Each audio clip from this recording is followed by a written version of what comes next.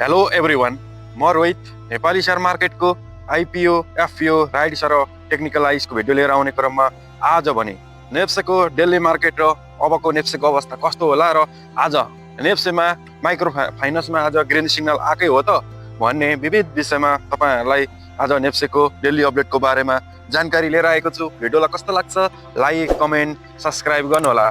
साथीहरु, तपाईहरु नेपाली शेयर मार्केटमा नयाँ हुनुहुन्छ र कुन स्टक बाइ गर्ने, कुन स्टक सेल गर्ने भन्ने विविध विषयमा तपाईहरुलाई जानकारी चाहिएमा रोहित ट्रेडिङ नेपाल युट्युब च्यानलमा तपाईहरुले जोइन भएर चाहिँ नेपाली शेयर मार्केटको नयाँ इन्फर्मेसनहरु प्राप्त गर्न सक्नुहुनेछ।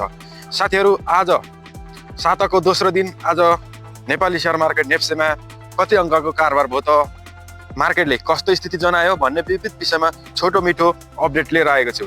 साथीहरु, साताको दोस्रो दिन पनि आज बढेर चाहिँ नेप्से 6 अर्ब 38 करोडको शेयरको कारोबार भएको थियो भने आज भने 318 वटा कम्पनीले चाहिँ 1 करोड 41 लाख 62 हजार किताको शेयर किनबेच हुँदाखेरि चाहिँ 6 अर्ब 38 करोडको शेयर कारोबार भएको थियो। साथीहरु, यस दिन 11 उपसूचीमा हरियो ग्रिन सिग्नल आएको थियो भने माइक्रो फाइनेन्सको चाहिँ शेयर मूल्यमा उच्च सुधार आएको थियो।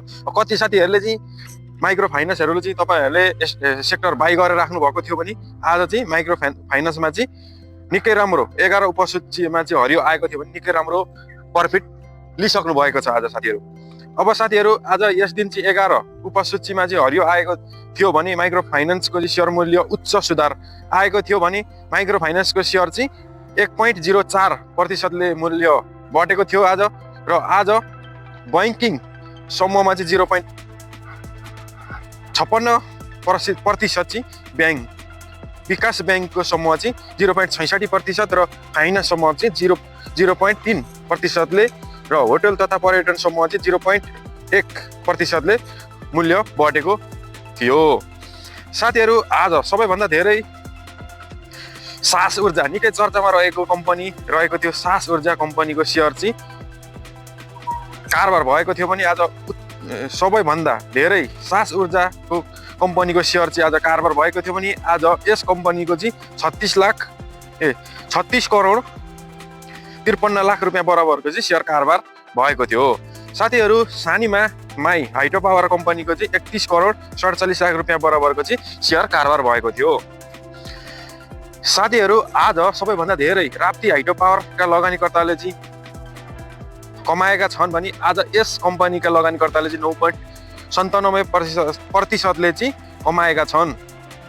तपाईहरुले कति साथीहरुले चाहिँ राप्ती हाइड्रो पावर सेक्टर तपाईहरुले बाइ गरेर राख्नु भएको थियो भने आज 9.97% ले तपाईहरुलाई प्रफिट मिलेको छ साथीहरु।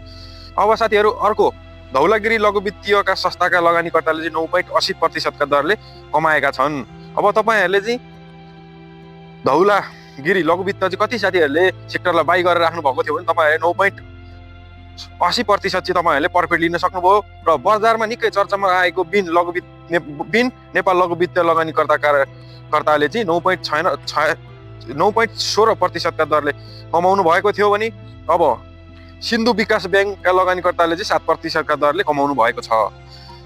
आज साथीहरु, निकै माइक्रो फाइनेन्समा चाहिँ भुइँचालै आएको हो त। आज सबैभन्दा धेरै पञ्चकन्या माई हाइड्रो पावरका लगानीकर्ताले गुमाएका छन्। साथीहरु, तपाईहरुले कति साथीहरुले Panchakanya Mai hydro power sector buy गर्नु भएको थियो भने आज तपाईहरुले चाहिँ लगानीकर्ताले 4.92% ले तपाईहरुलाई लस्टमा आएको छ भने तपाईहरुले चाहिँ यति 4.92% ले तपाईहरुले गुमाउनु भएको छ साथीहरु। अब साथीहरु, आज तपाईहरुलाई म चाहिँ संकेत जनाउँछु कुन कम्पनीको कति प्रतिशतले चाहिँ आज चेन्ज भयो र तपाईहरुलाई म छोटो मिठो जानकारी दिनेछु। आज ग्रिन सिग्नल आउनेमा चाहिँ RHGCL ले चाहिँ 398.1 थियो भने आज 9.97% को चाहिँ चेन्ज भएको छ भने DHBL ले चाहिँ 1462.54 थियो भने आज 9.8% ले चेन्ज भएको छ।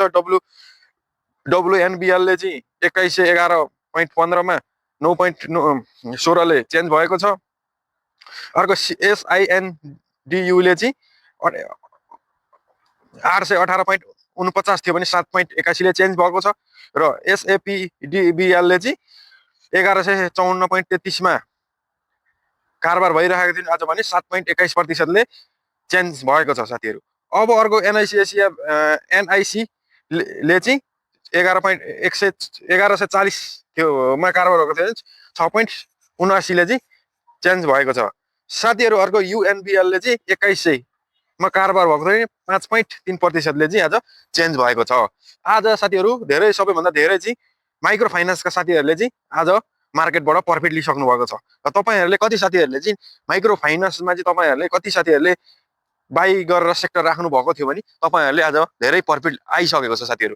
ल तपाईँहरू अब फेरि पनि नेपाली शेयर मार्केटमा कति साथीहरूले कति प्रफिट लिनुभयो भनेर चाहिँ भिडियोमा कमेन्ट गर्नु होला। त्यही अनुसारले म तपाईँहरूलाई कस्तो खालको भिडियो चाहिएको छ त्यही अनुसारले म नयाँ भिडियो लिएर आउनेछु साथीहरू। आजलाई छोटो मिठो भिडियो यति नै। भिडियो हेर्नुभएकोमा धन्यवाद।